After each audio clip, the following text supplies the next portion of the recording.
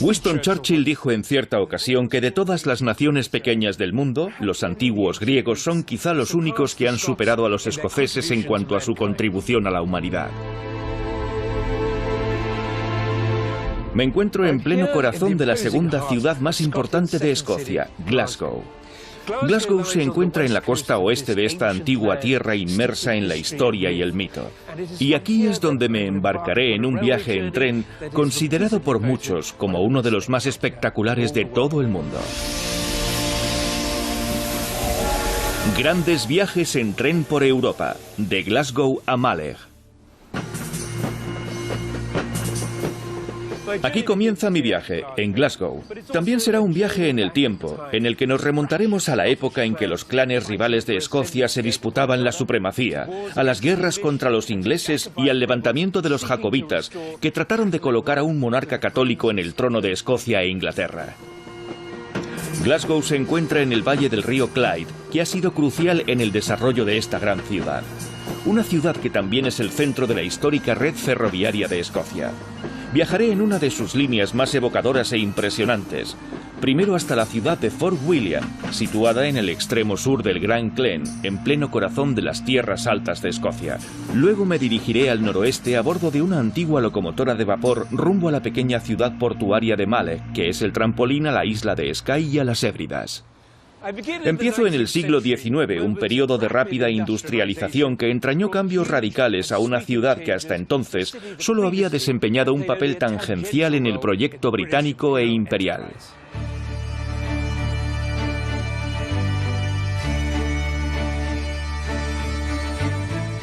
Glasgow se ganó la reputación de segunda ciudad más importante del Imperio Británico a mediados del siglo XIX.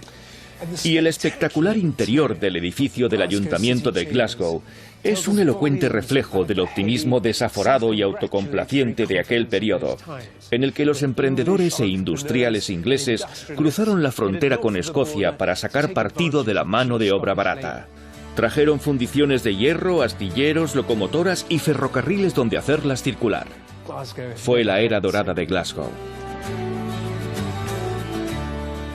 Era un periodo en el que el lema fabricado en Glasgow se consideraba en el mundo entero un sinónimo de dominio técnico, ingeniería de precisión y acabados de calidad. Y podría decirse más o menos lo mismo de este lugar.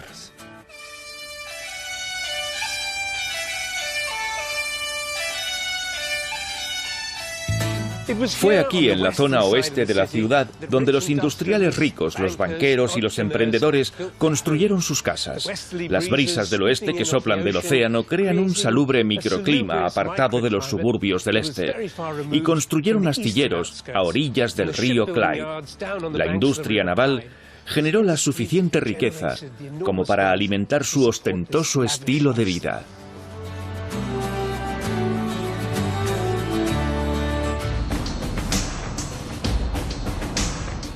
La Universidad de Glasgow es un antiquísimo semillero educativo. Es la segunda universidad más antigua de Escocia y la cuarta más antigua de todo el mundo angloparlante. Y el dinero que pagó estos magníficos edificios procedió de la revolución industrial de Glasgow.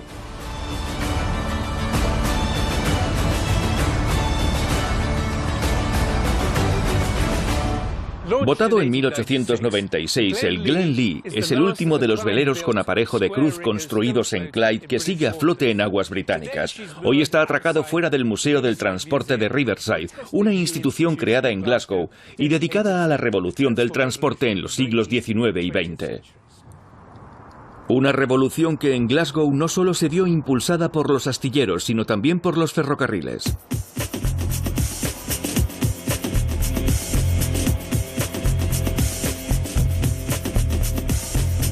El conservador de este museo, John Messner, me habla del desarrollo de esta extraordinaria ciudad.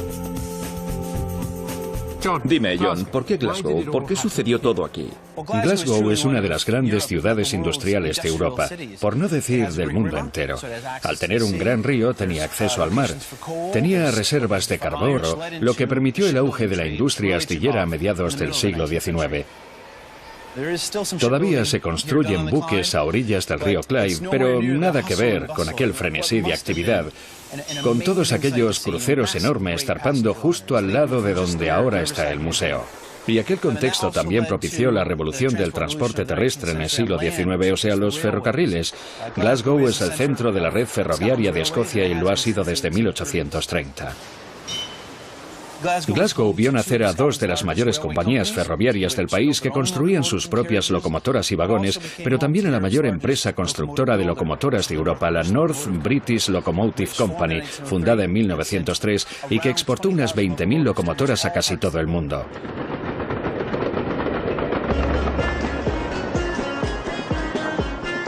La estación de Glasgow Queen Street es el punto de partida de la línea oeste de las Tierras Altas, una de las dos líneas de tren que dan acceso a las sorprendentemente accesibles Tierras Altas y a la remota costa oeste de Escocia.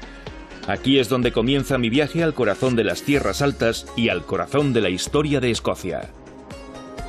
El trayecto a Fort William dura casi 4 horas. Realizaré la primera etapa de mi viaje a bordo de este tren eléctrico que también pasa por el área metropolitana al norte de la ciudad.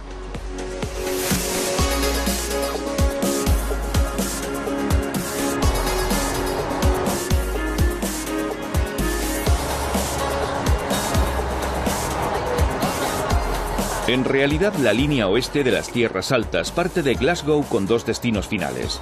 Primero, la línea viaja al norte rumbo a las Tierras Altas y a la ciudad de Crianlarich, donde se bifurca, y un ramal se dirige hacia el oeste hasta la costa y la ciudad de Oban, mientras que el otro, que es donde me encuentro yo, sigue hacia el norte hasta las costas del fiordo de Lini y la ciudad de Fort William.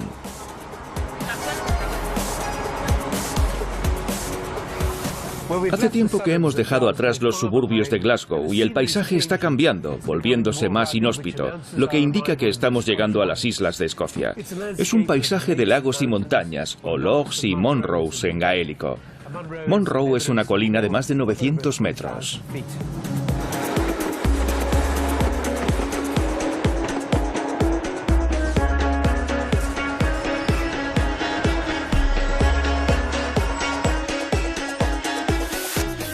Voy a hacer una pequeña parada en mi viaje para bajarme en Alto Tyndrum.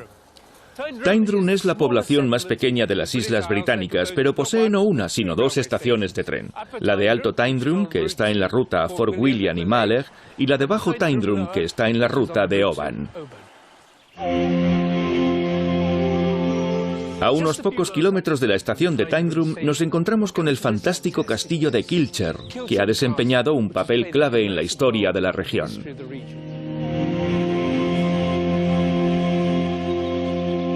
Se calcula que pudo haber más de 2000 castillos en Escocia. Muchos de ellos han desaparecido hoy y solo sabemos de su existencia por los registros históricos. Pero este es uno de los más bellos y espectaculares. El castillo de Kilcher fue construido en torno al año 1450 por Sir Colin Campbell, el jefe del clan de los Campbell. Los clanes escoceses constituían una especie de sistema tribal de feudos independientes. Cada clan estaba asociado a un territorio particular consagrado a su nombre. Todos los miembros de un clan estaban emparentados y a veces hasta compartían el mismo nombre de pila.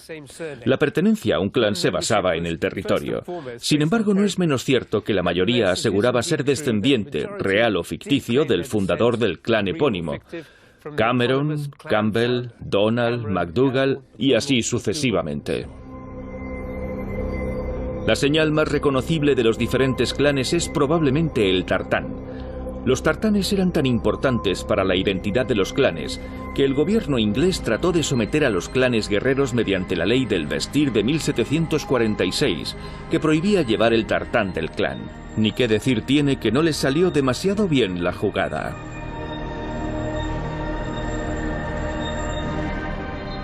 Las interrelaciones entre los clanes siempre fueron turbulentas en el mejor de los casos. Una parte importante de la historia de las Tierras Altas de Escocia tiene que ver con la rivalidad entre clanes para hacerse con los recursos y los territorios. Y menuda historia. Es un relato plagado de batallas gloriosas, masacres sangrientas, alianzas dudosas e infames traiciones.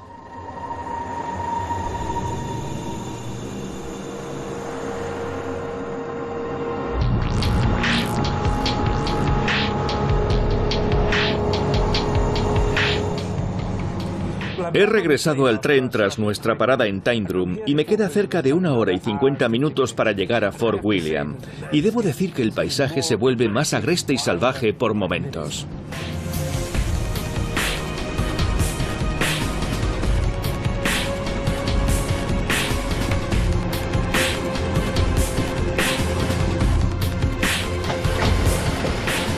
Estamos a unas 4 horas de la estación de Green Street en Glasgow, llegando a Fort William, mi siguiente destino.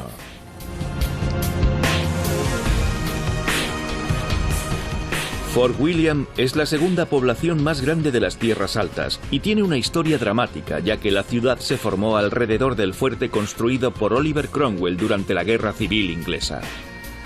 Te das cuenta de que has llegado a las Tierras Altas porque los nombres de las calles están en inglés y en gaélico.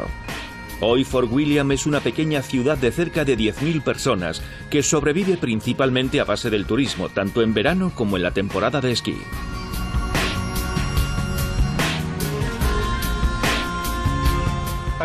Me encuentro a orillas del fiordo de Lini y a mis espaldas está el Ben Nevis, la montaña más alta de las Islas Británicas. Y ahí está Fort William, nombrada así en honor a Guillermo de Orange.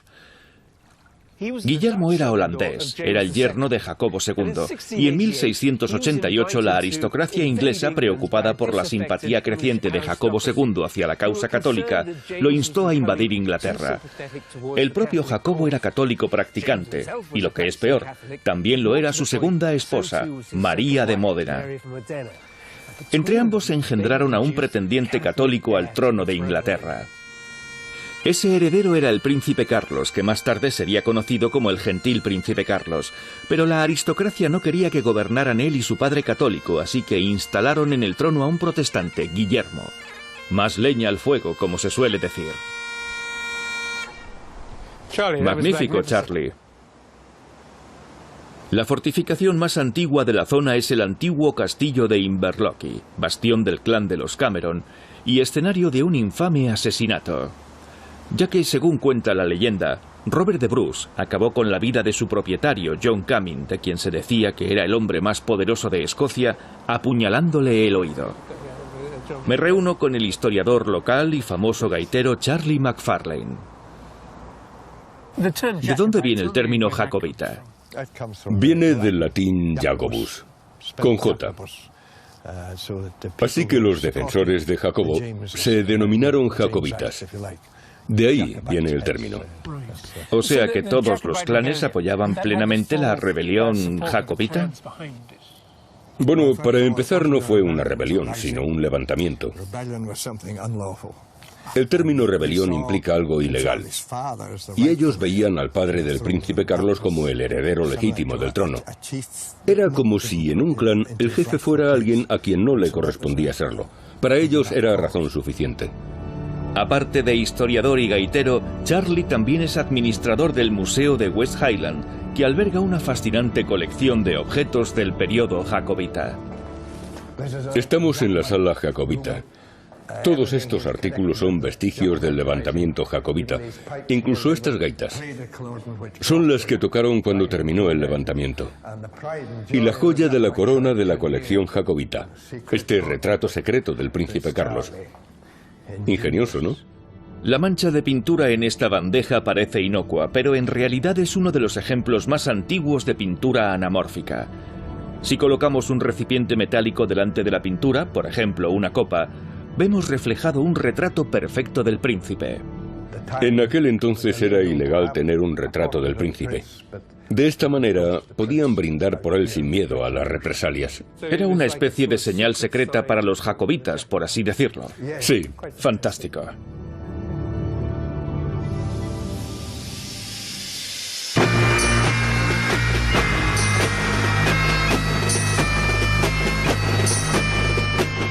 El ferrocarril jacobita se llama así por el levantamiento jacobita de los siglos XVII y XVIII, que como hemos visto está íntimamente relacionado con la ciudad de Fort William y sus alrededores. Tengo muchas ganas de verlo.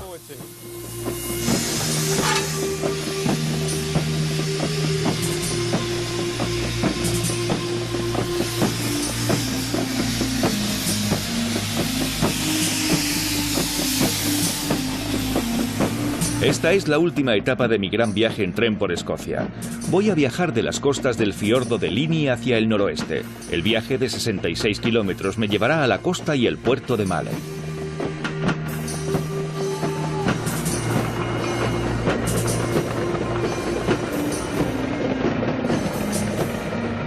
Es la primera vez en este viaje que bordeamos las costas del fiordo de Lini.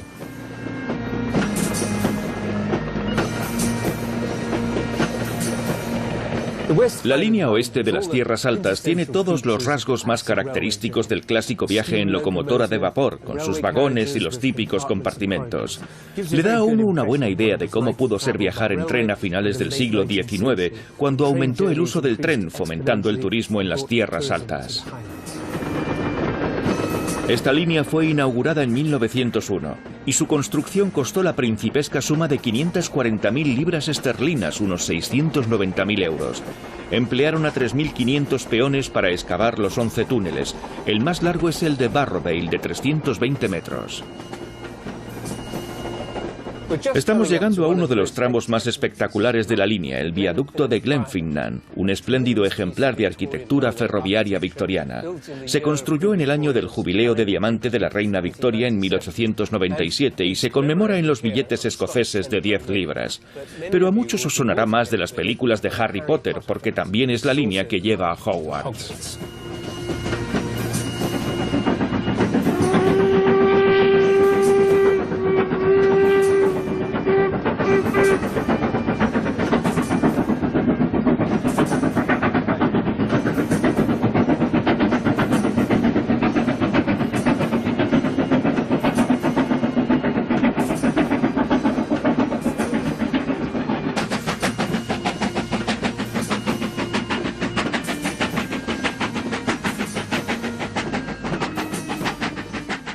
Florence, tengo entendido que eres la jefa de este magnífico tren. Así es.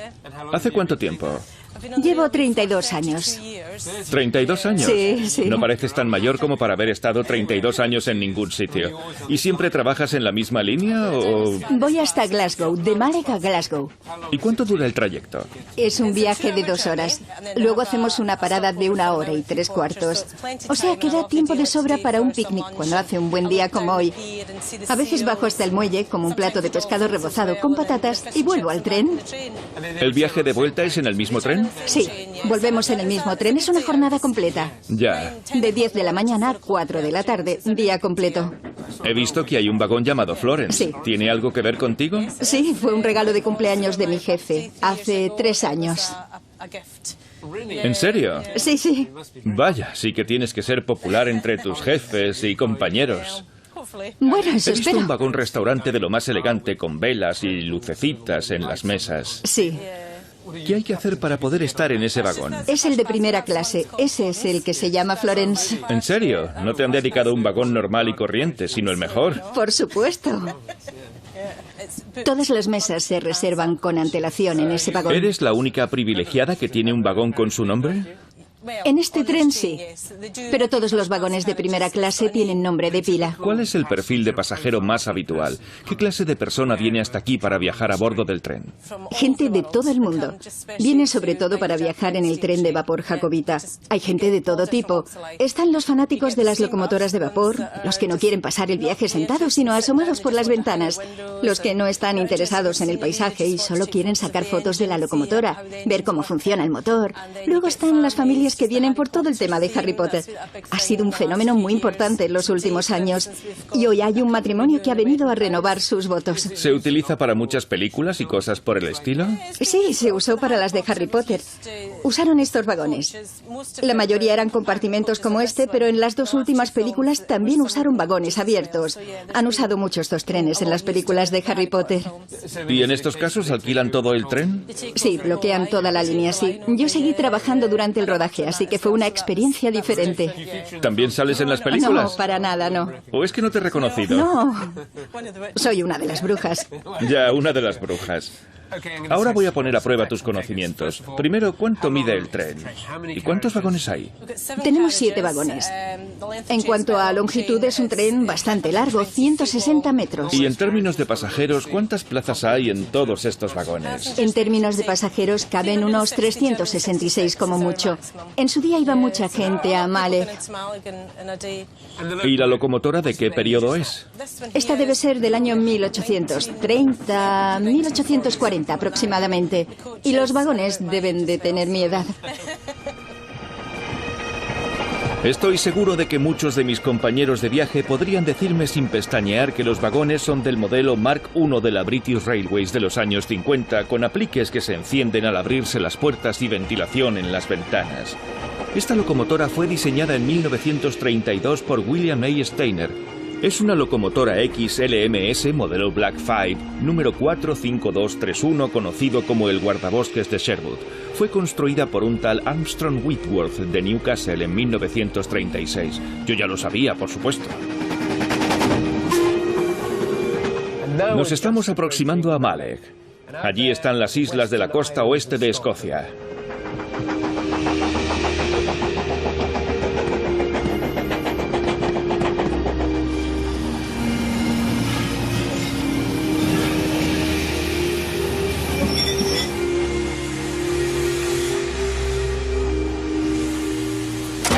Malek, la vía de acceso a las islas.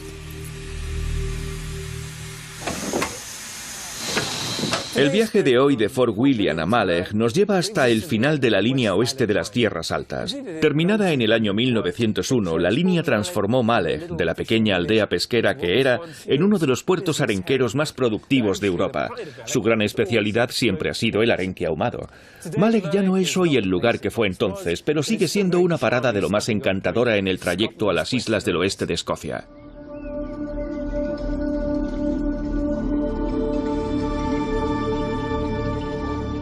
He llegado al final de la línea, pero aún me queda un trecho para llegar al destino final de mi viaje. Literalmente no he llegado a buen puerto. Acabo de hacer el juego de palabras más remoto en territorio británico, y es que mi destino solo es accesible por mar, y estoy decidido a llegar a él. Este barco tarda cerca de media hora en ir de la isla de Skye a la península de Knoydart, en las Islas Hébrides. Situado a orillas del lago Nevis, el pub de la vieja forja solo es accesible por mar. Bueno, se puede ir andando, pero se tarda unos 2 días. Aquí uno se da cuenta de la cualidad remota y sobrenatural de este asombroso país, y entiende por qué durante siglos la gente ha luchado y muerto por este territorio. Encierra la quinta esencia de lo escocés, algo intangible, casi espiritual. Creo que me estoy poniendo un poco hippie. Decían que era un lugar aislado, y no era broma. Un viaje en barco de media hora y luego aún queda una pequeña caminata hasta el pub.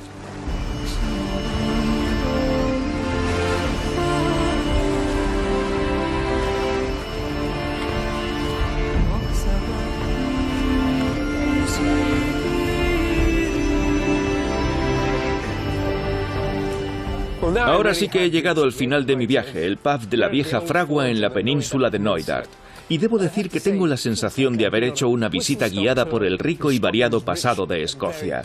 Clanes rivales y rebeldes jacobitas, Roberto de Bruce y el gentil príncipe Carlos, y por supuesto la revolución industrial del siglo XIX que trajo los ferrocarriles que han hecho posible este viaje. Ha sido una aventura fantástica y enriquecedora, igual de mágica que cualquier aventura de Harry Potter.